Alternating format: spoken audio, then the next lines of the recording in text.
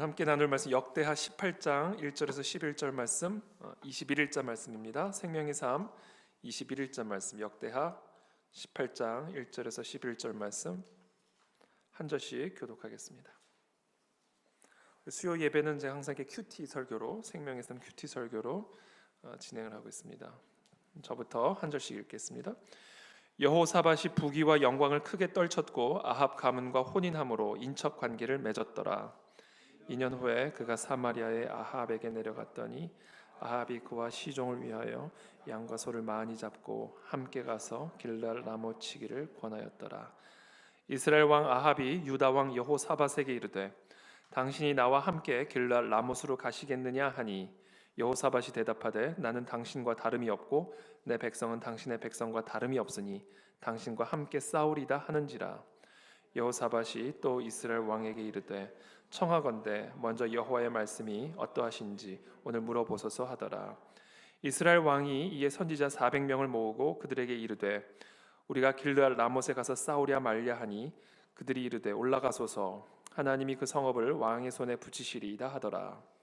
여호사밧이 이르되 이외에 우리가 물을 만한 여호와의 선지자가 여기 있지 아니하니까 하니 이스라엘 왕이 여호사밧에게 이르되 아직도 이물라의 아들 미가야 한 사람이 있으니 그로 말미암아 여호와께 물을 수 있으나 그는 내게 대하여 좋은 일로는 예언하지 아니하고 항상 나쁜 일로만 예언하기로 내가 그를 미워하나이다 하더라. 여호사밧이 이르되 왕은 그런 말씀을 마소서 하니 이스라엘 왕이 한 내시를 불러 이르되 이물라의 아들 미가야를 속히 오게 하라 하니라.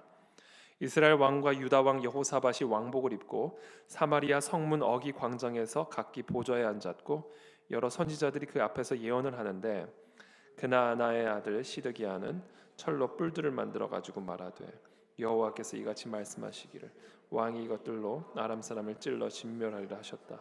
함께 읽습니다.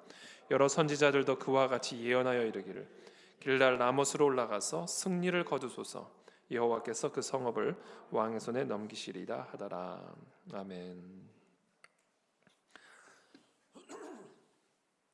여호사밧은 이 남유다의 왕이죠. 하나님을 경외함으로 다윗의 길을 따라 행함으로써 아세라상을 비롯한 여러 우상들을 다 파괴하고 종교 개혁을 일으켜서 하나님의 큰 축복을 받은 아주 칭찬받는 그런 왕 중에 하나였습니다.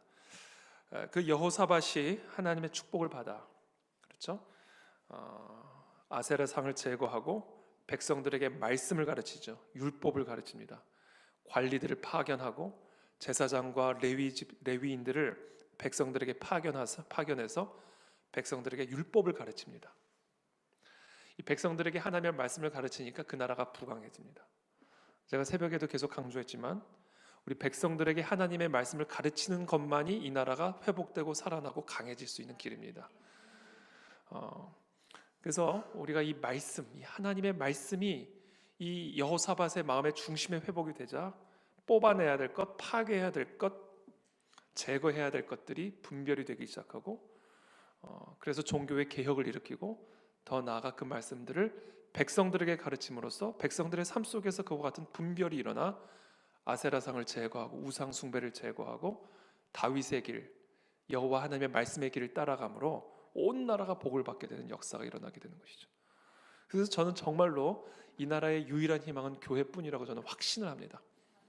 저와 여러분들이 말씀을 배우고 말씀대로 따라갈 때 우리의 가정이 강해질 것이고 우리의 교회가 강해질 것이고 우리의 나라와 민족이 강건해지게 될 것이다 라는 것이죠. 그 여호사밧이 부귀와 영광을 크게 떨쳤고 이렇게 축약적으로 지난 며칠간의 본문을 이렇게 요약을 하고 있습니다. 여호사밧이 하나님의 말씀과 율법을 경외하고 그 율법을 따라 행하고 백성들에게 그 율법을 가르침으로 말미암아 부귀와 영광을 크게 떨쳤고 아합 가문과 혼인함으로 인적 관계를 맺었더라. 그런데 한 가지 실수죠. 사실은 아합 가문과 혼인함으로 인척 관계를 맺었더라. 여기서 아합 가문은 북이스라엘의 왕입니다. 여러분 북이스라엘이라는 나라가 어떤 나라예요? 다윗 왕조, 다윗 언약과의 단절을 선언한 나라입니다. 그래서 이 북이스라엘의 초대 왕이었던 여로보암은 각 지역에 금신상을 세우고 다윗 언약과의 단절을 선포함으로 완전히 어떻게 보면 혈통적으로는 유대인이지만 완전히 이방인의 길을 따라가는 그런 민족이 되고 말았죠. 그런데 그 북이스라엘의 아합 왕의 가문과 혼인을 했어요. 그러니까 이 아들이 누구죠? 여호사밧의 아들이 여호람인데 이 아합의 딸인 아달랴와 결혼을 합니다. 그러니까 북이스라엘과 남유다가 왕이 인척관계, 사돈관계가 돼버린 거예요. 그래서 나중에 이 아달랴가 남유다에 큰 해를 끼칩니다. 남유다에 큰 해를 끼치게 되죠. 영적으로. 저는 여기 계신 우리 모든 우리 총각 처녀분들 결혼을 잘 하시게 되기를 축복합니다. 인척 관계를 잘 맺으셔야 돼요. 역전의 기회입니다. 인척 관계를 잘 맺는 것은요, 우리의 삶의 역전의 기회예요. 역전의 기회. 우리 인생에는요, 역전의 기회들이 필요합니다. 왜? 우리는 다 넘어질 때가 있고 실수할 때가 있기 때문에. 그래서 우리 인생에는 순간순간 역전의 묘미가 필요합니다. 역전. 축구 경기도요, 지다가 이기면요 훨씬 더 기쁩니다. 그렇죠? 뒤처지다가, 마라톤 경기도요, 뒤처지다가 갑자기 힘을 내 가지고 막 10등이 어떤 사람이 5등으로 올라가고 5등이 2등으로 올라가고 막판에 1등으로 올라갈 때 이게 기가 막힌 거죠. 역전의 스토리. 저는 저와 여러분들의 삶에 역전의 스토리가 임하게 될 줄을 믿습니다. 그 대표적인 인물이 누구예요? 갑자기 이름이 생각이 안 나네. 보아스 아내가 누구죠? 룻. 제가 그냥 모르는 척 한 거예요. 룻. 이 여인에게는 역전의 은혜가 필요했던 사람이죠. 역전의 은혜. 나오미의 아들과 결혼을 했죠. 그래서 함께 모압 땅으로 갔다가 살겠다고 갔다가 다 죽은 거예요. 살겠다고 갔다가 다 죽어버립니다. 과부가 됐죠. 과부 시어머니 밑에 과부가 된 거예요. 완전히 인생 끝장이 난 거죠. 그 누구보다도 역전이 필요한 이 여인이 나는 나오미 당신 시어머니, 나는 당신의 민족이 내 민족이 되고 당신의 하나님이 내 하나님이 됩니다. 하나님을 선택한 거예요. 제가 여기서 인척관계를 잘 맺어야 된다는 이야기는 재벌가랑 결혼을 인척관계를 맺어야 된다는 의미가 아닙니다, 여러분. 이 믿음의 계보에 연결이 돼야 되는 거예요. 믿음의 계보. 이게 진짜 우리 인생의 역전을 일으키는 핵심입니다. 그래서 저는 여기 계신 특별히 우리 결혼을 앞두고 있는 모든 분들, 믿음의 가문, 믿음의 계보를 이어가는 그와 같은 아름다운 인척 관계가 맺어지게 되기를 축복합니다. 그럼 이미 결혼한 나는 어떡하란 말이냐? 이미 결혼한 나는 그러면은 어쩌란 말이? 나는 어떻게 역전해? 다시 결혼을 해야 된단 말이냐? 여러분이 룻이 되면 되는 거죠. 여러분이 그렇잖아요. 저와 여러분들이 믿음의 계보를 이어가는 믿음의 씨앗이 되면 되는 겁니다. 그래서 그와 같은 은혜의 축복이 우리 가정과 우리 가문 가운데 임하게 되기를 축복합니다.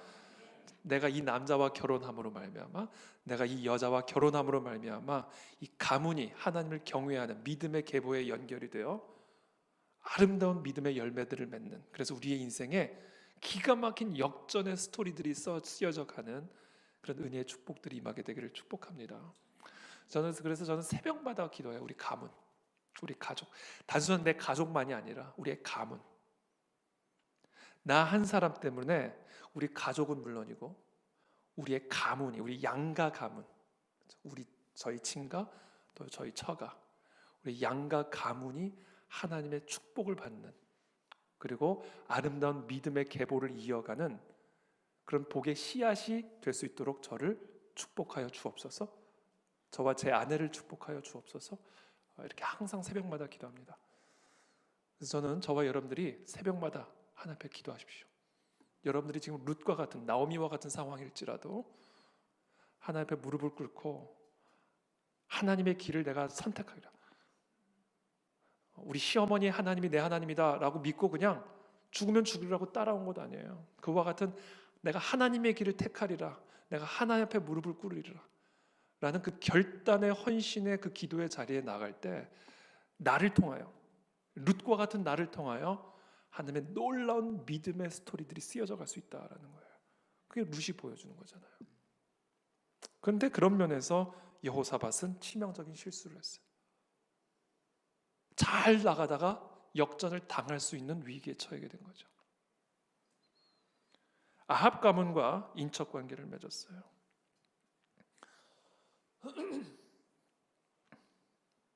2년 후에 그가 사마리아의 아합에게 내려갔더니 아합이 그와 시종을 위하여 양과 소를 많이 잡고 함께 가서 길르앗 라못 치기를 권하였더라.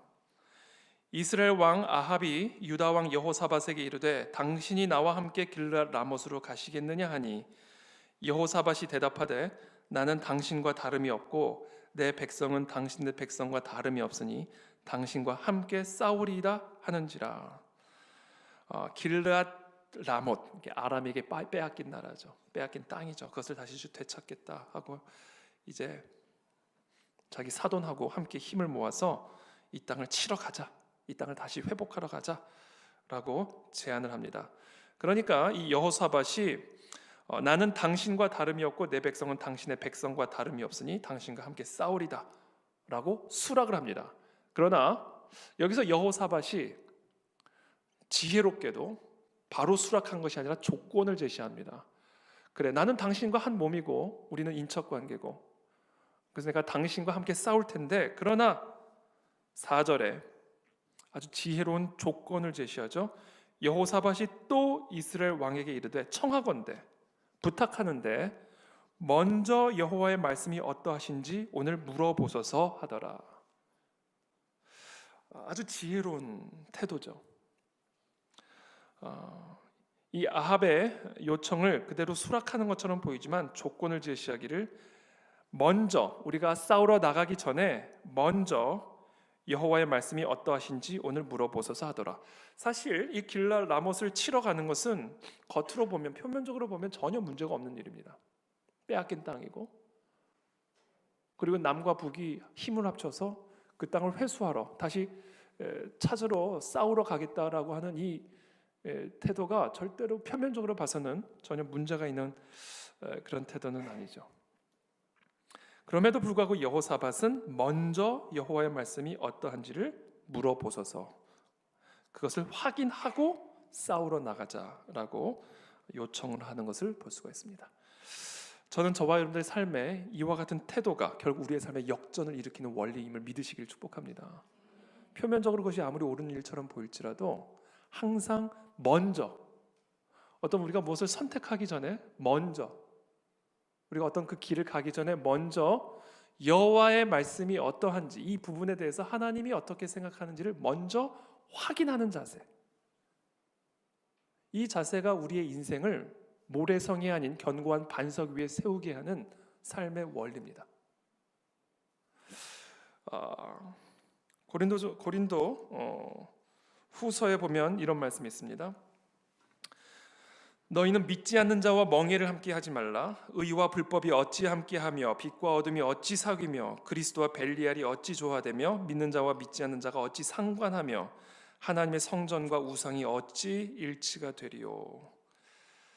사실 여호사밧이 아합 가문과 인척 관계를 맺은 것은 사실 이와 같이 함께 조화되기 어려운 조화를 사실은 선택한 거예요. 그런데 저는 이것이 한편으로는 실수로 보일 수 있지만, 그러나 또 다른 한편으로는 필연적인 우리의 모습들입니다. 피할 수 없는. 왜냐하면 우리는 불법이 다스리는 세상 속에서 살아가고 있기 때문에 그래요. 어떻게 수영을 하면서 몸에 물을 안 묻힐 수가 있겠어요? 우리는 이 불법이 다스리는 이 세상 속에서 살아가고 있기 때문에 의와 불법이 어찌 함께하지 않을 수 있으리요의 세상을 살아가고 있는 거죠. 사도 바울이 고린도 후서에서 어찌 의와 불법이 함께할 수 있느냐라고 말씀을 하시지만, 그러나 동시에 어찌 의와 불법이 함께하지 않을 수 있으리요. 왜? 우리는 이 세상의 보냄을 받은 의이기 때문에. 불법이 다스리는 이 세상에 보냄을 받은 의이기 때문에, 빛이기 때문에 어찌 빛과 어둠이 함께하지 않을 수 있으리요. 이게 우리의 삶의 현실이죠. 저와 여러분들은, 우리 모두는 다 이 미혹과 혼돈의 영이 다스리는 세상 속에서 살아가고 있습니다. 거짓과 불법과 어둠이 다스리는 우상 숭배의 세상 속에서 우리 모두가 살아가고 있죠. 그래서 우리는 의와 불법이 함께할 수밖에 없고 빛과 어둠이 사귈 수밖에 없는 그런 세상 속에서 살아가고 있습니다. 그래서 저와 여러분들에게 반드시 필요한 게 있어요. 그게 뭔지 아세요? 분별입니다. 분별할 수 있어야 됩니다. 불법을 제거하는 게 아니에요. 불법을 분별할 수 있어요. 그러니까 불법과 단절하는 게 아니에요. 세상과 단절하는 게 아니에요. 세상 속에서 살아가지만 동시에 세상을 분별할 수 있는 이 분별의 은혜가 우리 모두에게 필요한 겁니다.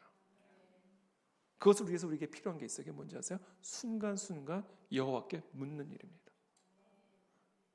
그래서 저와 여러분들이 이 불법이 다스린 이 세상 속에서, 벨리알이 다스린 이 세상 속에서, 어둠이 다스린 이 세상 속에서 진짜 의로 살기 위해서, 진짜 빛으로 살아가기 위해서, 진짜 그리스도에게 속한 자로 살아가기 위해서는 먼저 여호와께서 뭐라고 말씀하시는지 물어보는 이 삶의 자세가 없으면 우리는 질식됩니다. 불법화돼요. 벨리알화되고요, 어두워집니다. 삼킴을 당해버려요. 그러니까 우리는 의와 불법이 함께 조화롭게 살 수밖에 없는 세상 속에서 살지만 동시에 어찌 의와 불법이 함께 할 수 있으리요? 수영을 하면서 우리가 호흡을 하잖아요. 자유형을 할 때 계속 물속에만 있을 수 없잖아요. 호흡을 하면서 한단 말이에요. 저는 이 물속에서 살아간, 인간은 물속에서 살 수 없는 존재지만 그러나 이 물속에서 우리가 수영을 할 때 반드시 필요한 게 호흡이잖아요. 그와 같이 우리가 이 불법이 다스리는 이 세상 속에서 정말 의를 잃지 않고 살기 위하여, 빛을 잃지 않고 살기 위하여 우리에게 반드시 필요한 영적인 호흡이 바로 이 자세예요. 먼저 여호와의 말씀이 어떠한지 물어보는 자세입니다. 이 질문이 그쳐지는 순간 우리는 불법의 삼킴을 당하게 되고 어둠의 삼킴을 당하게 됩니다. 그래서 오늘 이 사도 바울의 따끔한 질책을 받아들여야만 하는 그런 상황이 된다는 거죠. 저와 여러분들의 이 삶에 지금 이 질문이 살아 있습니까? 지금 저와 여러분들의 이 세상 속에서의 삶에서, 불법이 다스리고 어둠이 다스리는 이 세상 속에서 이 질문이 지금 살아 있습니까? 이 질문이 살아 있으면 우리가 살아 있는 거고요. 이 질문이 죽어 있으면 우리는 죽어 있는 거예요. 바로 이 질문이 우리를 살리는 생명입니다. 생명.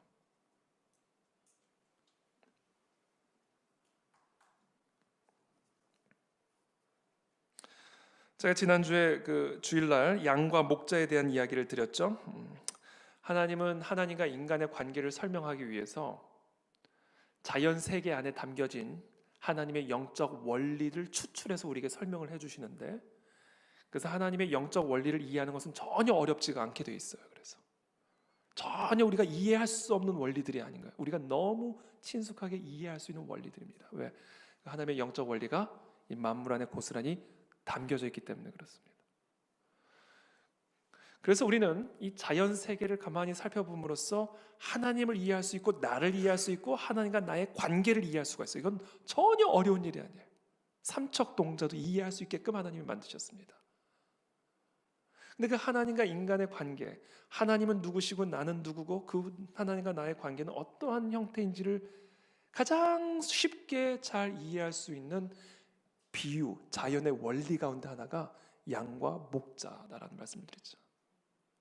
그래서 우리가 목자가 어떤 존재인가를 살펴보면 하나님이 어떤 분인가를 이해할 수 있고요.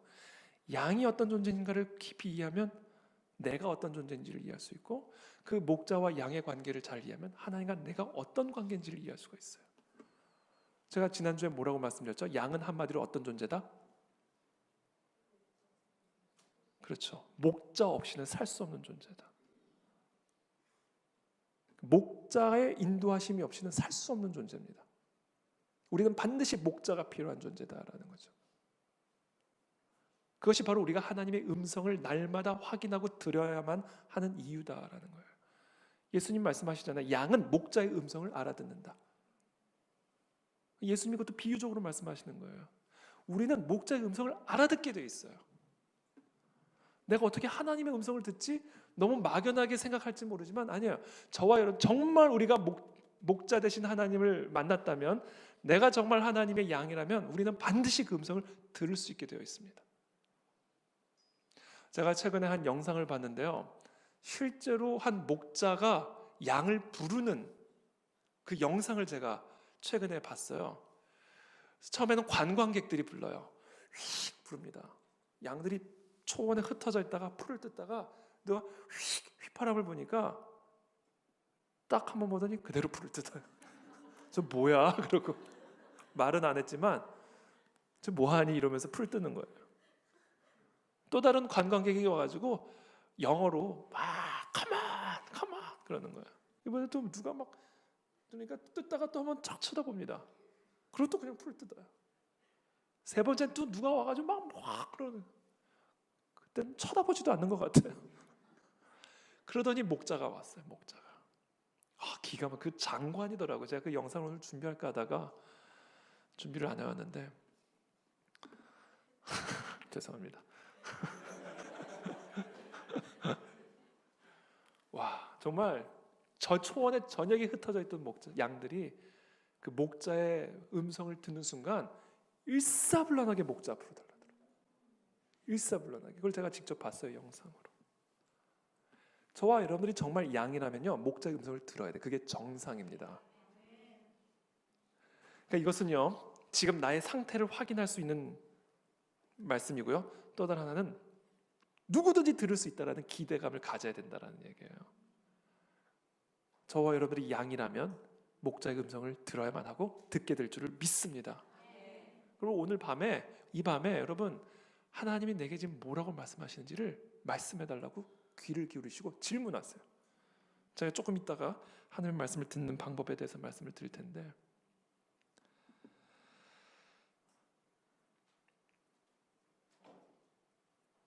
마태복음 7장에 보면요, 예수님의 비유가 또 나오죠. 모래성에 대한 비유가 나옵니다. 반석 위에 지은 집과 모래성 위에 지은 집에 대한 비유가 나옵니다.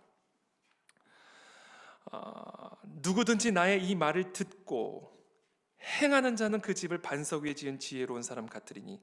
그러니까 저와 여러분들의 인생을 지금 집의 비유로 지금 설명하신 거예요. 전혀 어렵지 않아요. 그러니까 영적인 원리를 이해하는 건 전혀 어렵지 않아요. 바로 이 비유로 그대로 이해하면 그대로 되는 겁니다. 그대로 이해를 할 수 있는 거예요. 자, 우리의 인생은 지금 두 종류의 인생이에요. 지금 여기 계신 분들은. 한 사람은 견고한 반석 위에 집을 짓는 인생이 있어요. 이 가운데는.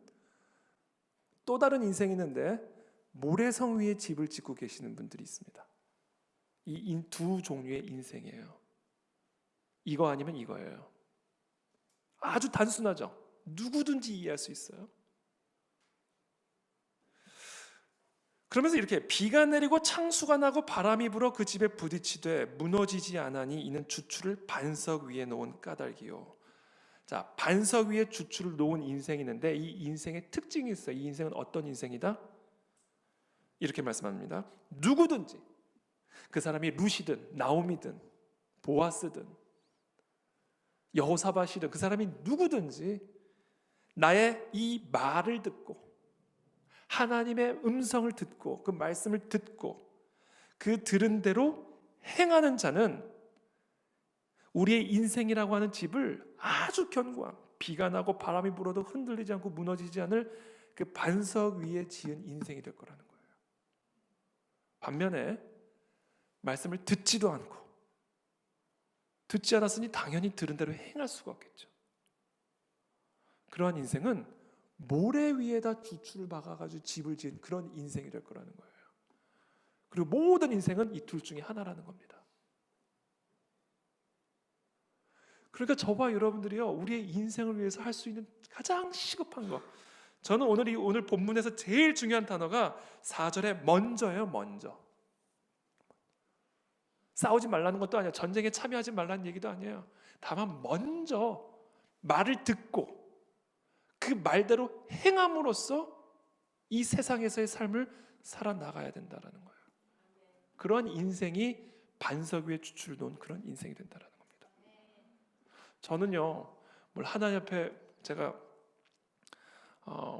솔직한 제 양심으로 말씀을 드린다면, 하나님은 제 솔직한 양심이에요. 저는 지금까지 제 삶이 이런 견고한 반석 위에 세운 집 같아요. 죄송합니다. 제 입으로 제가 이렇게 얘기해요. 근데 제가 이 말씀을 묵상하면서 솔직히 그냥 솔직한 제 양심이에요. 솔직히 제가 잘난 척 하려고 하는 게 아니라 솔직한 제 양심이 지금 제 삶은 이렇게 화려하지 않을 수도 있고 대단한 지금 열매를 맺은 게 아닐 수도 있지만 그런 거랑 상관없이 견고한 반석 위에 세워가고 있다라는 신앙적 양심이 있습니다. 제 안에. 여러분들에게 그런 신앙적 확신이 있는가? 있게 되기를 축복합니다. 그게 역전하는 인생의 원리예요. 역전하는 인생의 원리. 그러므로 그 무엇보다 먼저 여호와의 음성, 여호와의 말씀을 듣는 일, 그리고 그것을 행하는 일보다 더 중요하고 시급한 일은 없어요. 아무것도 없어요. 그보다 더 중요한 건. 그러니까 지금 우리가 어떤 상황이라도 그 자리에서 여호와의 말씀을 듣고 행하면 되는 거예요. 그거 하나만 하면 우리는 되는 겁니다. 얼마나 단순해요. 삶이 복잡할 게 없다라는 거죠. 상황은 복잡할 수 있어요. 지금 내가 처한 환경은 복잡할 수 있어요. 비가 불고 바람이 불고 창수가 나고 복잡할 수가 있어요. 그러나 어떤 상황이든 우리는 단순하게 하나만 하면 된다. 뭐다? 무릎 꿇고 듣고 행하면 된다. 그것만 하면 되는 거예요. 참 쉽죠? 인생 참 쉬운 것 같아요. 그러고 보면 이게 어려워서 문제지 하나님은 이미 우리에게 답을 가르쳐 주셨어요.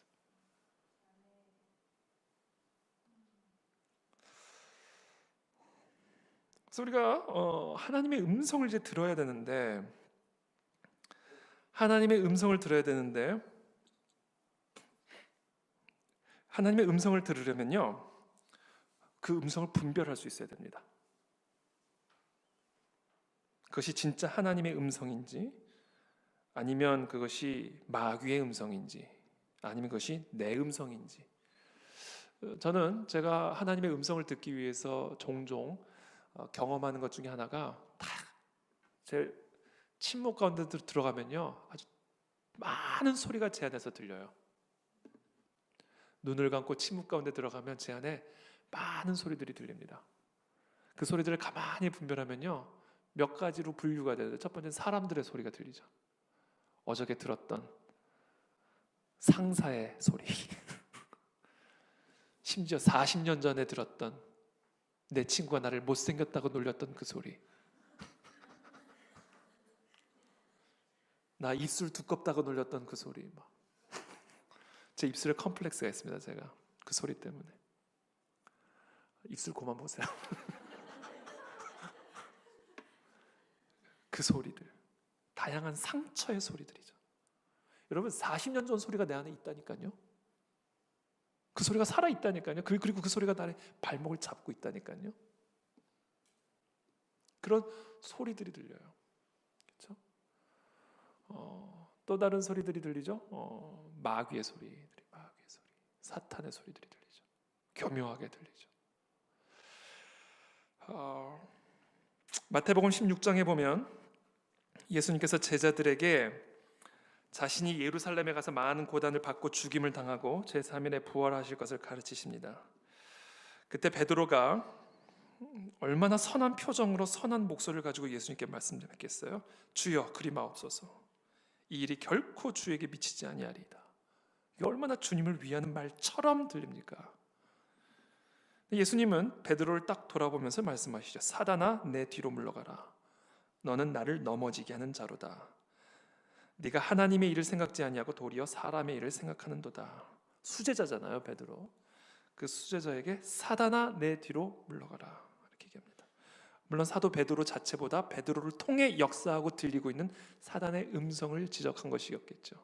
베드로가 사단이란 얘기가 아니라. 그러니까 지금 예수님은 베드로의 자기의 수제자, 가장 아끼는 사랑하는 그 베드로의 입술을 통해서 들려오는 사단의 음성을 분별하실 수 있었다라는 거예요.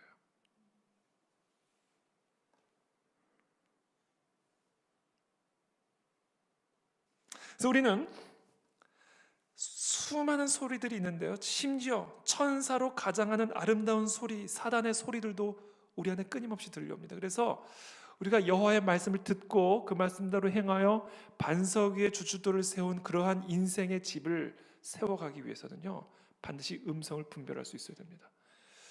그러기 위해서 우리가 반드시 해야 할 일이 있는데, 하나님의 음성을 듣기 위해서 우리가 해야 할 일, 하나님의 음성을 분별할 수 있는 방법, 전혀 새로운 게 아니에요. 여러분들이 되게 뭐 특별한 신비한 새로운 방법을 지금 기대하고 있을 것 같아서 좀 그런데요, 너무나 평범하고 우리가 이미 알고 있는 일입니다. 하나님 우리에게 무엇을 통해 말씀하신다? 성경을 통해서 말씀하신다. 성경과 위배되는 소리는 건 하나님의 말씀이 아닙니다.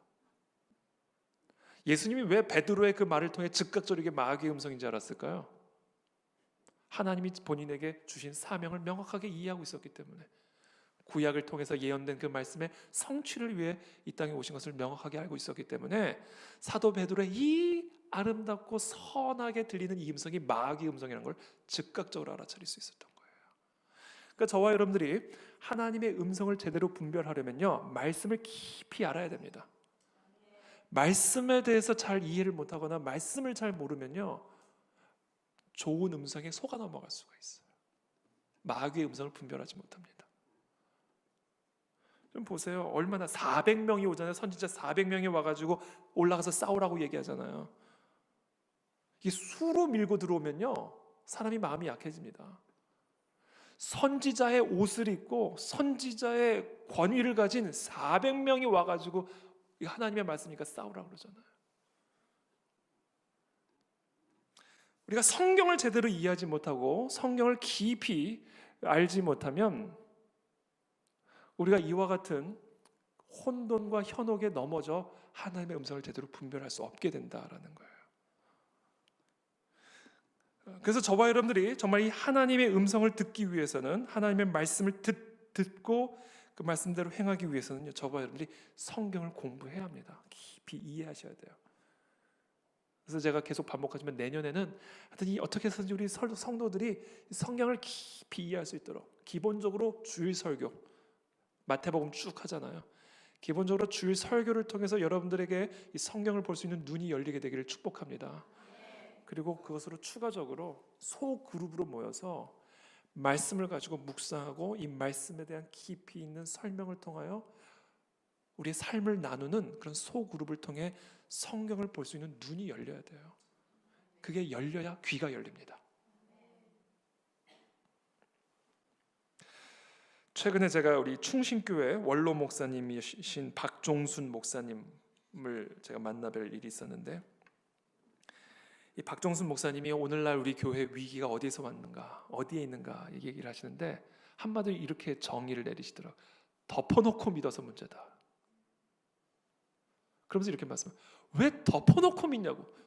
펴놓고 믿어야지. 이 성경을 덮어놓고 믿으니까, 이 덮어놓고 믿는 믿음은요, 그건 잘못된 믿음입니다.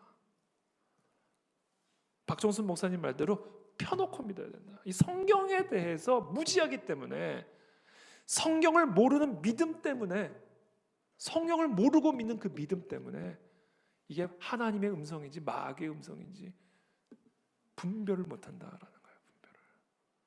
그래서 저는 우리 사랑하는 모두 우리 가는 진리교회 성도들이 성경을 이해하고 성경을 공부하는 일에 열심을 내기를 축복합니다. 그것이 귀가 열리는 원리예요.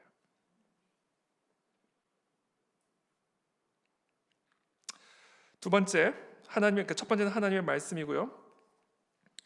두 번째, 우리가 하나님의 음성을 듣기 위해서는 반드시 성령 하나님을 구해야 합니다. 그러니까 여러분들이 하나님의 음성을 듣고자 한다면요, 매 순간 기도할 때마다 성령 하나님을 구하셔야 돼요. 성령님 내게 임하여 주십시오. 성령 하나님 내게 말씀하여 주십시오. 여러분, 내가 누구랑 결혼해야 될지 성경에 나와 있습니까? 안 나와 있습니까? 안 나와 있어요. 내가 어떤 진로를 선택해야 할지 성경에 나와 있습니까? 안 나와 있습니다. 이 수천 년 전에 내가 한 번도 본 적이 없는 사람이 쓴 이 성경책이 오늘 이 시간 내게 들려주신 하나님의 음성이 되기 위해서는요, 성령님이 내 안에 임하셔야 돼요. 성경은 뭐의 감동으로 쓰여졌다? 성령의 감동으로 쓰여졌다. 그래서 성령님만이 풀어주실 수 있습니다.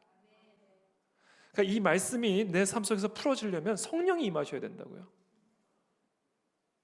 보니까 우리 도올 김용옥 선생님도 성경 되게 잘 알더라고요. 성경 무지하게 잘 알더라고요. 근데 성경에 대해서는 저보다 더 많이, 웬만한 목사들보다 더 많이 알고 있는 것 같아요. 막 고대사부터 쫙 푸는데, 근데 그분에게는 성령이 없어요. 그러니까 그 말씀의 능력이 나타날 수가 없죠. 오히려 거짓 선지자가 되는 겁니다. 성경으로. 여러분, 이단들이요, 다 성경 가지고 이단됩니다. 성경 가지고 다 이단된다고요. 그러니까 우리가 기본적으로 성경에 대해서 깊이 알아야 되는데, 성령의 인도하심을 받아서 성경에 대한 이해가 열려야 됩니다. 그러므로 저와 여러분들이 항상 무엇을 기도해야 되냐면, 하나님의 음성을 듣고자 한다면 하나님의 말씀을 날마다 묵상할 뿐 아니라 성령 안에서 기도함으로 성령님이 이 말씀을 내게 조명해 주시기를 구해야 돼요. 이게 하나님의 음성을 들을 수 있는 길입니다. 세 번째, 마지막입니다. 하나님은 하나님의 사자들을 통해서 말씀하십니다. 자, 첫 번째는 성경, 두 번째는 성령, 세 번째는 하나님의 사자들, 사람들이죠. 사람들을 통해서 말씀하셔요. 그러니까 우리가 말씀과 기도 가운데 성령 안에서 말씀을 묵상하고 수시로 성령의 인도하심과 성령의 감동을 따라 성령의 음성에 귀를 기울이는 그런 삶을 쭉 견지해 나가잖아요. 순간순간 언제나 성령의 음성을 들을 준비를 하는 그런 인생을 살아가잖아요. 사람을 통해서 하나님이 말씀하신 것을 경험하게 됩니다. 사람은요, 하나님이 말씀하시는 아주 중요한 통로예요. 저는 그런 경험들을 너무너무 많이 했어요. 순간순간 중요한 진로를 선택할 때 어디선가 사람을 보내셔서 하나님의 그 말씀을 제 마음속에 팍 새겨주고 심어주는 그런 역사들을 저는 순간순간 경험했습니다. 저는 저와 여러분들에게 정말 하나님의 말씀을 담은 대언자들이 여러분들의 삶에 붙여지는 역사가 있게 되길 축복합니다. 제가 특별히 그렇게 되길 축복합니다. 여러분들에게 하나님의 말씀을 순간순간 뿌려주고 심어주고 말씀할 수 있는 그런 대언자가 될 수 있기를, 저는 그게 제 소원이에요. 저를 통해서 여러분들이 하나님의 음성을 들을 수 있는 거. 근데 중요한 것은 내가 싫어하는 사람을 통해서 말할 때 이게 문제예요. 여호사밧, 아니 지금 아합이 그 얘기하는 거예요. 나는 걔 누구야? 이름도 생각이 안 나네. 미가야, 난 걔가 너무 싫다 그러는 거예요. 그러니까 하나님의 말씀이 내가 좋아하고 존경하고 사랑하는 사람을 통해서 말을 하면 참 잘 들릴 것 같은데, 원수 같은 인간의 입술을 통해서 나올 때, 이때 이게 문제가 되는 거예요. 이게.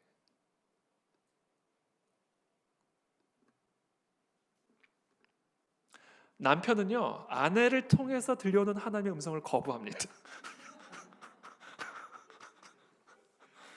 아내도 마찬가지예요. 아내는요, 남편을 통해서 들려오는 하나님의 음성을 거부합니다. 지금 아합처럼.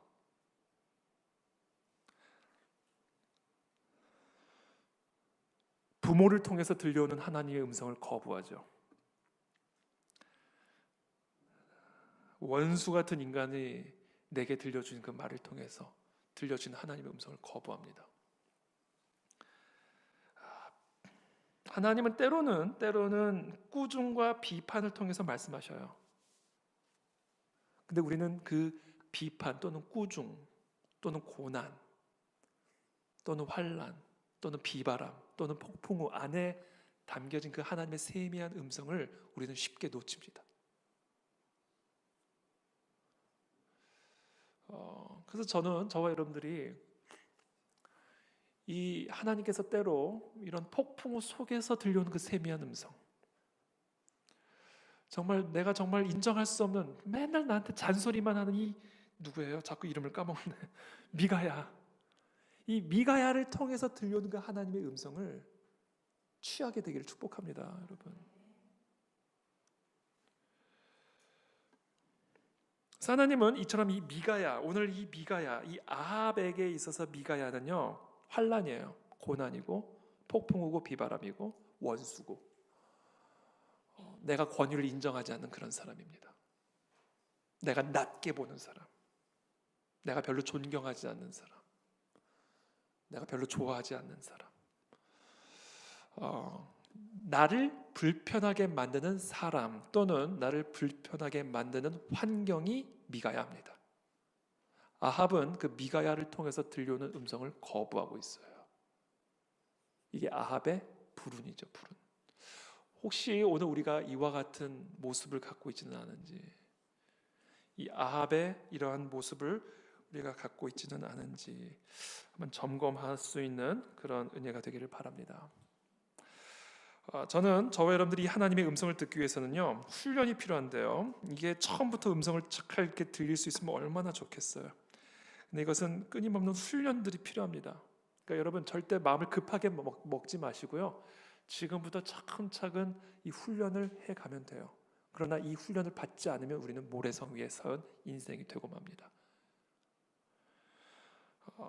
질문하세요. 자꾸 질문하는 훈련을 하세요.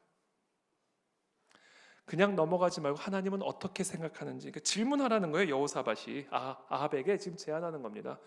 아합이요, 싸우는 거 오케이, 다 좋은데 질문하십시오, 이 얘기입니다. 질문하십시오. 끊임없이 하나님에게 질문하세요. 이 질문하는 건요, 하나님이 내게 말씀할 수 있는 기회를 자꾸 드리는 거예요. 질문함으로써. 저는 오늘 이 밤에 우리가 오늘 벌써 시간이 많이 갔는데 질문하게 되길 바랍니다. 오늘 하나님께 자꾸 질문하세요. 자꾸 질문하세요. 두 번째, 기대하십시오. 질문을 한 다음에는요, 하나님이 말씀하실 것을 기대하십시오. 반드시 말씀하셔요. 그리고 그것을 경험을 할 때 우리의 영성이 확 성장하게 됩니다. 확 성장하게 돼요. 반드시 말씀하시니까요, 그 응답을 기다리세요. 기대하면서.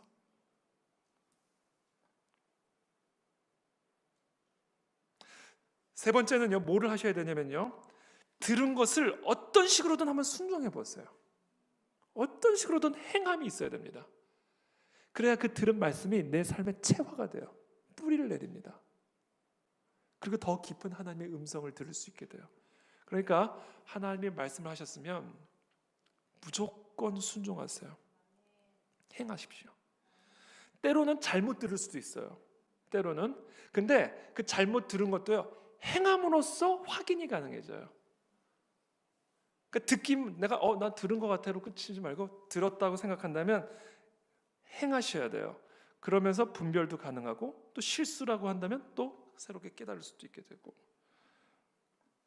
네 번째는요, 뭐를 또 여러분들에게 제가 어떤 훈련이 우리들에게 필요하냐면, 이것 흔히 우리가 컨퍼메이션이라고 얘기를 합니다. 어떤 내 안에 이게 하나님의 말씀이다라는 확신을 주는 사건들이 있어요. 그런 컨퍼메이션을 구하십시오. 내게 지금 하나님의 말씀을 하셨다라고 판단이 된다고 한다면 하나님 이 말씀이 정말 하나님의 말씀인지 제게 확인을 주십시오. 확인할 수 있는 어떤 사건을 주시든지 확인할 수 있는 어떤 그런 컨퍼메이션을 내게 계속해서 주십시오. 이 컨퍼메이션이 올 때마다 하나님이 내 옆에, 아니 나랑 하나가 돼 있음을 느낍니다. 기가 막힌 은혜를 경험하게 돼요. 마지막으로 가장 중요한 태도인데요, 항상 말씀을 하시면 들을 수 있는 준비가 돼 있어야 됩니다. 이게 뭐냐면 항상 영적인 귀를 열어놓고 있어야 돼요.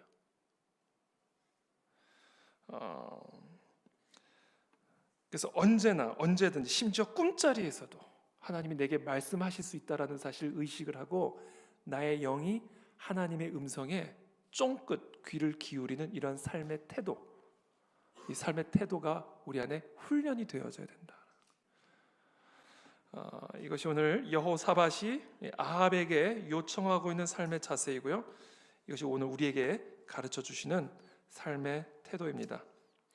그럴 때 우리는 유혹을 이겨낼 수 있는 능력을 얻게 되고 수많은 사람들이 가는 그 길을 우리도 못 모르고 따라가는 이런 우를 범하지 않을 수 있게 되고 우리가 정말 하나님의 뜻을 분별하며 반석 위에 견고한 주춧돌을 세우는 그런 인생으로 세워져 갈 수가 있습니다. 그래서 오늘 이 시간이 많이 갔는데 여러분 이 시간 하나님께 질문하며 하나님의 음성에 귀를 기울이며 나가게 되기를 바랍니다. 하나님 이 시간 내게 말씀하여 주시옵소서. 여러분들이 지금 오늘 하나님께 꼭 궁금한 거, 하나님의 말씀을 반드시 받아야 되는 부분들이 있다면 그것을 하나님께 기도하고 구하십시오. 그 음성을 들을 수 있는 이 밤이 될 수 있게 되기를 바랍니다. 자유롭게 기도하는 시간을 좀 드리고요. 제가 마무리쯤에 합심 기도 제목 몇 가지 하고 오늘 예배를